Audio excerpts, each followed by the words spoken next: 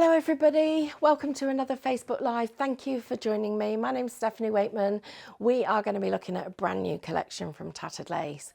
Now, this is really exciting because not only have we got some new styles of lace dyes, but we've also got a new concept for you.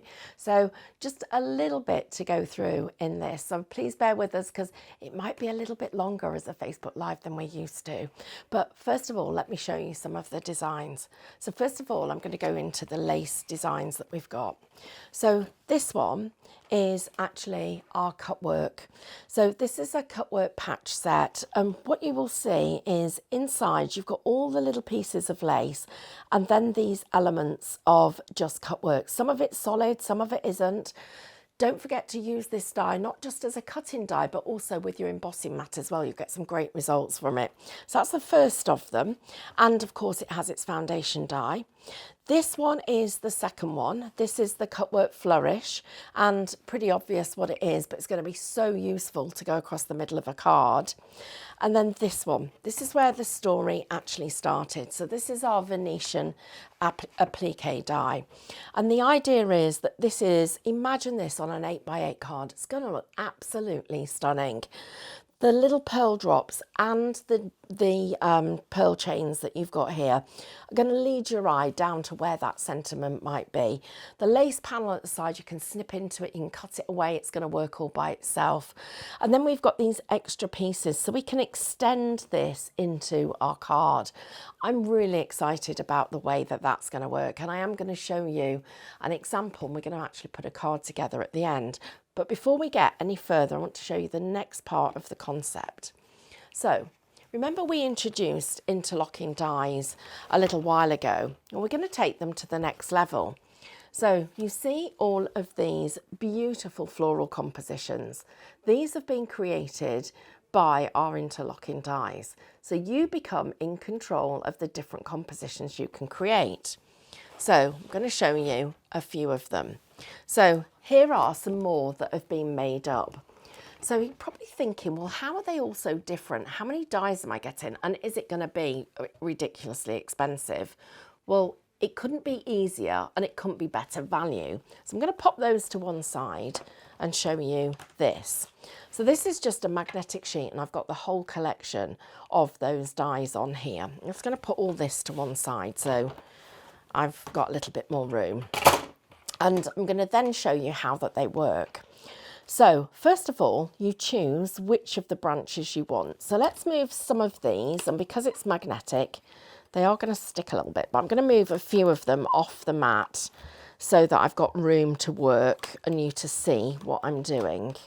So let's take some of these. Look how many leaves and flowers you're getting. I'm really excited about this collection. And, you know, it's been a long time in the making, but I know that you're going to love the results. So I'm going to start off just with this one. So let's start with the small one. I'm going to place that down.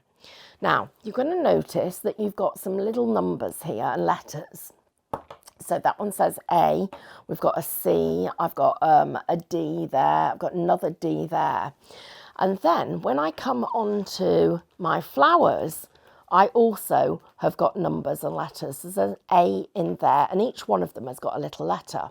And what you do is you take the flower and you pop it in that jigsaw puzzle. Now, I actually have put an A with an A, but you don't always have to do that. As long as the die doesn't overlap, it's going to work.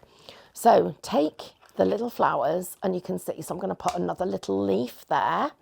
And I want a small flower. You've got lots of them, so I'm going to put a small flower in there. And again, you can see they're touching, but they're not overlapping. Let me show you what would happen if I take one that's too big. So, pokey tool. Oh, why has my pokey tool not got a magnet on the end? That's because I need one off Create and Craft. So I'm going to take this flower and pop that in. Now, I'm just going to make sure that that slots into that piece, and it actually does, but I know that if I get the wrong shaped flower, let's do this one. Whoops, just get that, lift that up. It's going to overlap, and that isn't going to work. So that's what we're avoiding when we're building our compositions. I could, however, move that one. I'm pretty sure that this one does, no, that's not the one for there. This one must be. And remember, you can follow the letters and the actual, make sure that you've got the right letter with the right part of the design. But I'm not worrying too much about that. I'm just actually making up my own design. And then I'm going to put another one there. That one again, overlapping very slightly. But I know that if I come on to get a slightly smaller one, that is going to sit there. And then another small one, let's pop you in there. Not quite the right size. Let me find, oh, here's a small, even smaller one. Let's pop you in there. So we've created our own composition with our own design. I'm going to take that one out of the way and let's move this one in. So again, mixing and matching the design so that you're creating what you like to make. Now, when we actually cut these, we're going to be left with little tiny bridges here, but that's great because it means they're perfect for this. So being able to leave the design actually in the card, and that's what I've got here. So I'm going to lay this down so that we can have a little overview of the whole thing. Creating little bouquets, little pieces where everything is just laid together. And then I can take some of these little flowers and I could be decoupaging over the top or layering them on the top of the centres and building up the design from the back forward. So here you can see my own compositions that I've created just by putting the different little pieces to it. And then these are the ones that you've got the charisma for. So again, they're going to give you that fabulous look and feel. And then if I just come on to this card, you can see how they actually work and how that finishes off the design. So if I lay that down flat, we're now seeing there are the elements where it's all been joined together, little pieces. So I've created my own little individual compositions, and we are truly getting the opportunity to be our own designer.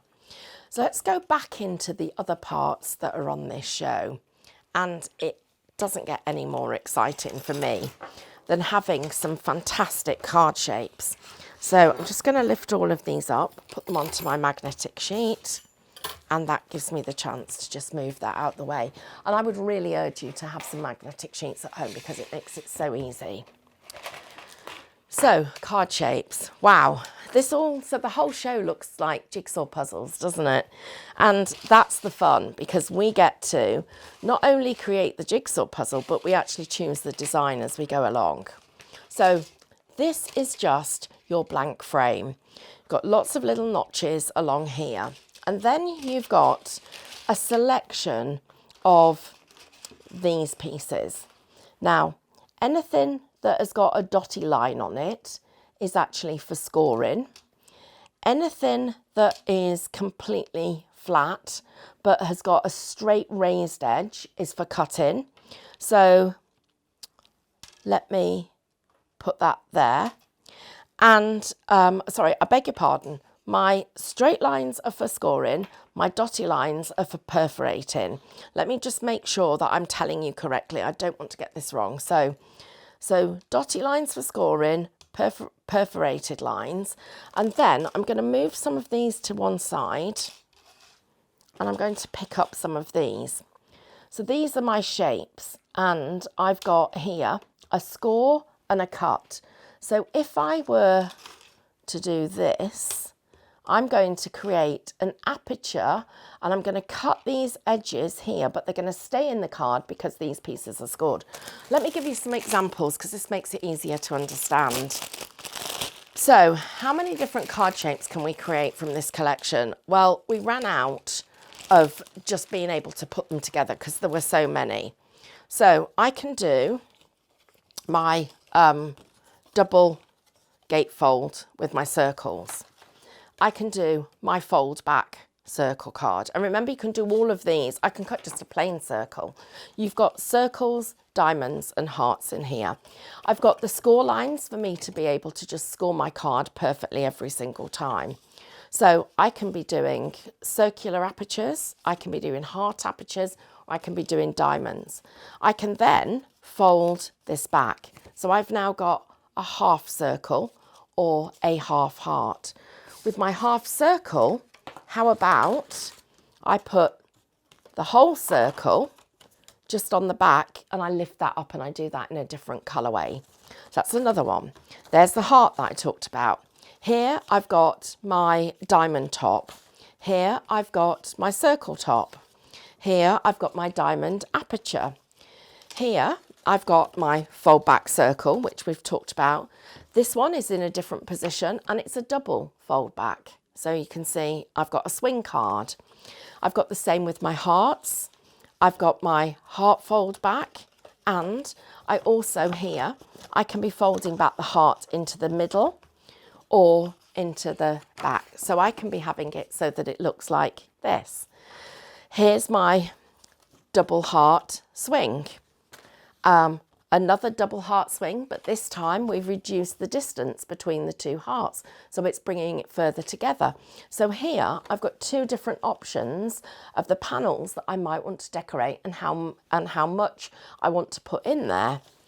Here I've got a half heart, here I've got a half diamond, my wide diamond swing, my narrow diamond swing, another diamond swing. This is an inverted diamond swing.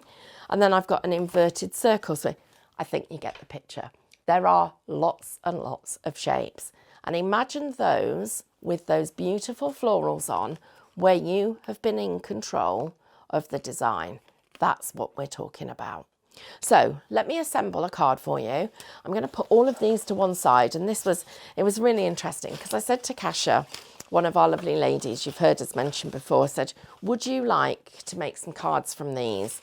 How many combinations can you come? She said, I've done 15. How many more would you like? And I said, do you know what? I think 15 is probably enough. I think our lovely crafters will come up with their own. So if we give you a few and then you come up with your own, that's what I call value for money. So we'll move all of those out of the way. And I just want to mention a couple more designs that are in the collection.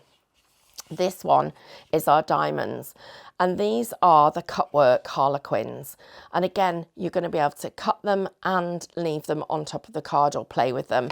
And then I've also got this pearl spray, and I absolutely love the results that you're going to get with this. And put them to one side and just very quickly show you what this looks like. So this is what you're getting in the card kit. You've got your double hearts, you've got your diamonds, and you've got your circles. Each one of those comes with a matten layer. Each one also has a sentiment. And then these are the straight lines that I talked about at the beginning and got a little bit confused about, but should have marked them for myself for reference. So I've got the dotty perforations. I've got multiple score lines because they're going to be really useful. I've got my line perforation. It's not as easy to see here. And then the tiny dot perforation. But these might be used as decoration. They don't have to be because you're going to pull something off the card or separate it like we might do if we were doing a bookmark. So all of that to one side. Let's take a look at our project. So I've got here a diamond card. So there's my diamond card, and I've got lots of pieces that have been cut out ready. On the decoupage, what you will notice is everything is already lined up for you, and it's got the letters of the alphabet there. And these are just some of the compositions that are part of that process. So it gives you all the pieces and designs you need. You're then going to need a piece of paint card that we're going to build our card itself on. So that would be taking the frame, as I've got here, taking that frame, and then with my hearts, let's start with those. I'm going to put my hearts, and it actually sits in that recess. And I really can't recommend enough that you get that pokey tool with a magnetic end on it. So that's going to sit there. Please tape this in place and then turn over the die, or alternatively, make sure that when you have it so that your cutting surface is into the cardstock, again, you just tape that in place before you put it onto your mat and then cut with it. So here are all the pieces that I've got, and it's already been cut out for me. So this was designed with these two pieces. There's the first one of my semicircles, and somewhere in here is the second, and that's that piece there. Oops, let me go, nope, got them back to front. So my cutting line's down, it's that way, and my cutting line is down on that one, and it's that way. So that's how we're going to cut out the actual aperture piece, that piece. And then the circle, well, we've seen the circle, that's one of the additional dies. Sentiment, and of course that lovely flourish that we've talked about. Now also, don't forget to decorate the back of it, and I've got to say a big thank you to Lily because she's prepped all this for me. And it's ready for us then to put the next elements on. So I've got lots of lovely pieces. I've got a border that I can take over the edge there, and I've got a border that I could take over the edge here. And these are pretty. Those foundation dies have made all the difference with what we're doing. Having it, I'm surrounded by craft stash. Having them so that they finish off the card for us, but they also, look at the difference that you get here. If I were to put that there, it's very lacy and very light, but when you look at the other side, it allows me to lift it up. It's a lot firmer and sturdier, but it also gives it a different look and feel. And then the pieces that have been cut for me. So these are going to just frame the design. And I've got a few of them. You can cut into them. You can use whichever elements of it you think are going to be the most decorative. And I really like the way that the lace does just end up into the background. So that would make me choose to make our card a little bit simpler in terms of what I put on the background, but then build my bouquets so that I've got dimension and decoration coming all the way through the card, and actually building it and bringing the design to life. And then of course, when you have finished, you're going to end up with, depending on what you do for the background, you're going to end up with a card like this. I'm just going to lift it so that you can see, and don't forget to actually put something on the back so that you get that extra decoration, and that is the result we're going to get. It looks stunning. It's got a little bit of movement to it, so it also looks really clever. So a quick recap for you, because there's so much here to go through. All of those beautiful flowers, like a jigsaw puzzle. Choose your own jigsaw. Then take your own card shape. Mix and match them, play with them until you get the results that you want. And then combine all of those elements, the flourishes, those lovely Venetian lace elements, and put them all together to give us something that has really got that wow factor. And that is what card making is really about.